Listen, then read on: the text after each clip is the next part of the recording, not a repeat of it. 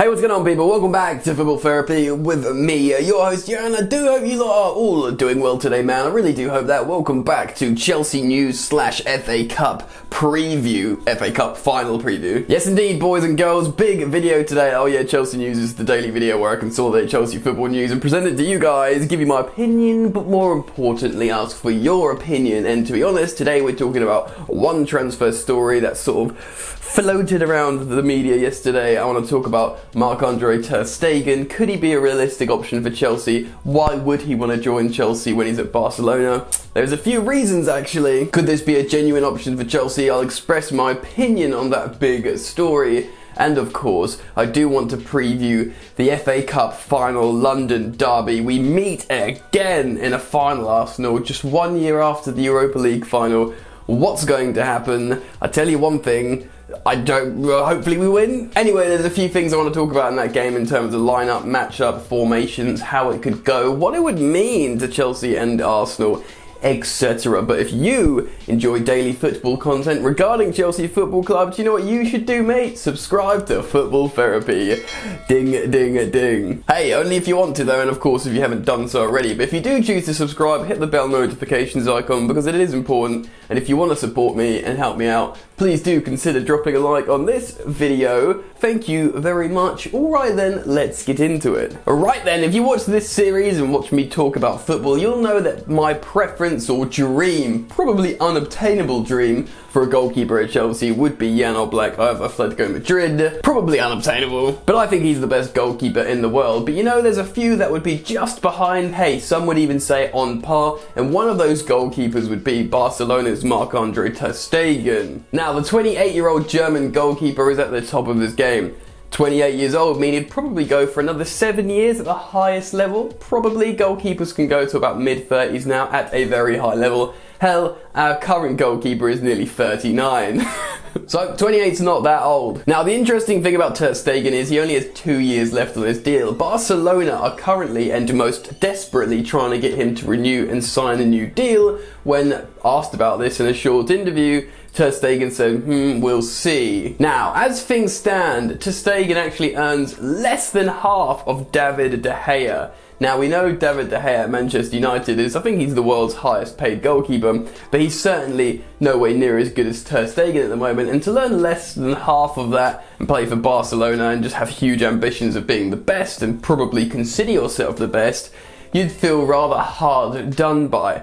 It's no doubt in my mind that Barcelona are going to be offering him more money, but how much more? Is he happy with what's going on there at the moment? Now, you have to understand, Barcelona is an absolute show at the moment and has been for a while. Top to bottom, they are a mess. The only good thing about Barcelona at the moment, or the last few years, has been Lionel Messi. And boys and girls, Messi is not getting any younger. He's getting more and more comfortably into his 30s. Barcelona's bored, they've made some terrible decisions, managerial problems and stuff. Everyone's been unhappy.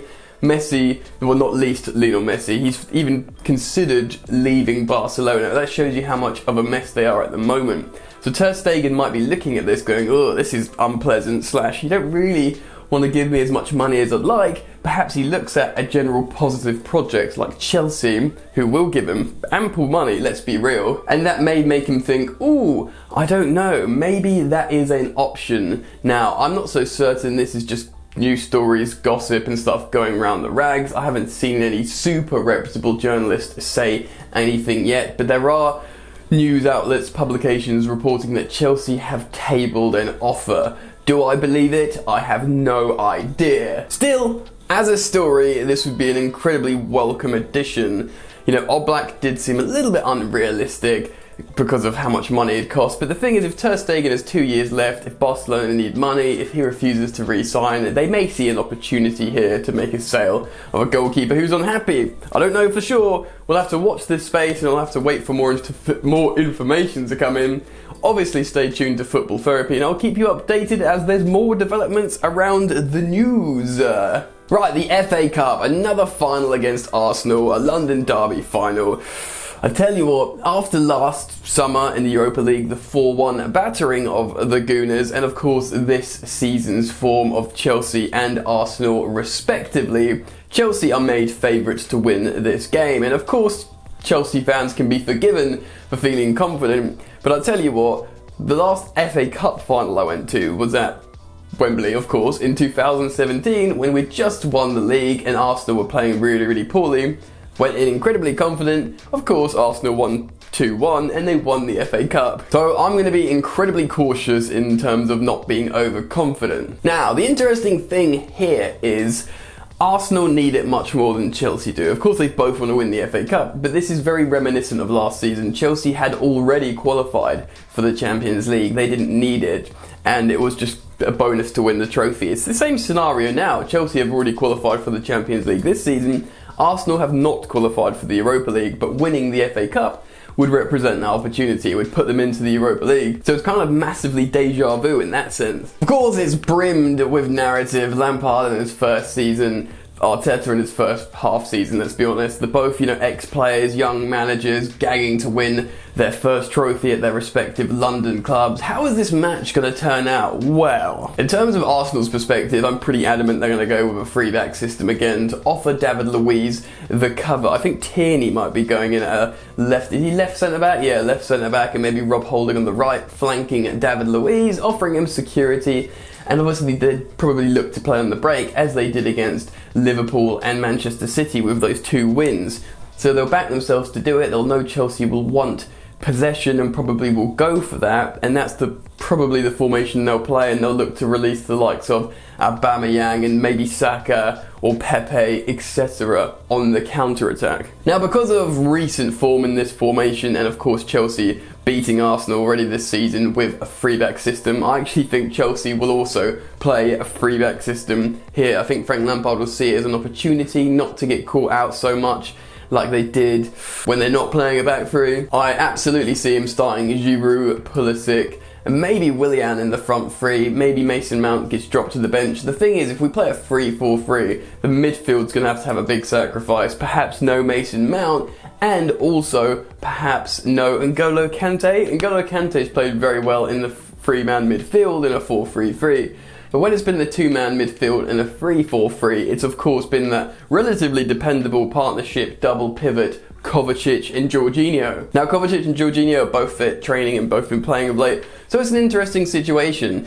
Lampard's most favoured system player, Mason Mount, who is of course in very good form, does he get dropped? What's the deal with N'Golo Kante? We'll probably remember N'Golo Kante in the last final against Arsenal. He was incredible in that midfield. Could Frank Lampard call upon him again, or is he going to look at him and go, you don't have the match sharpness, not fitness, but match sharpness through lack of playing? Does he risk putting him in? I just don't know. Calling this is very difficult. If he plays a 4-3-3, he could play Kante and Mason Mount in the midfield, but that would leave us vulnerable in transition. Maybe not so much because he's got Kante in midfield.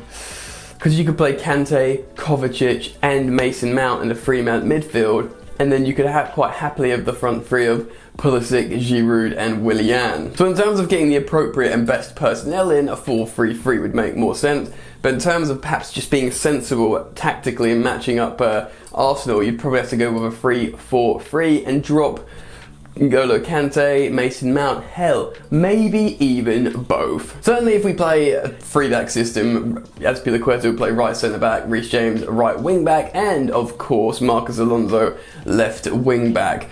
Our right-hand side between James and Azpilicueta would have to watch out between the likes of Tierney, Maitland-Niles, Aubameyang, whoever's combining down that side. That will probably be the most threatening and dangerous side for Arsenal, which Chelsea and hopefully Frank Lampard is clued up on. But we'll have to see. If you ask me what my gut feeling is in this instance, I would probably say Chelsea do go with a 3-4-3 formation, play really tight and try and control the game and be as good defensively as they can. And maybe Willian doesn't play. There's an argument or strong chance that this could be Willian's last ever game for Chelsea. I mean, his contract runs out after this game, so does he start Willian? He's been a good player for us, but Mason Mount's been banging. Does he drop Pulisic? He can't drop Pulisic. He's been our most offensive player. It really is a lineup conundrum. So I want to throw it out to you guys.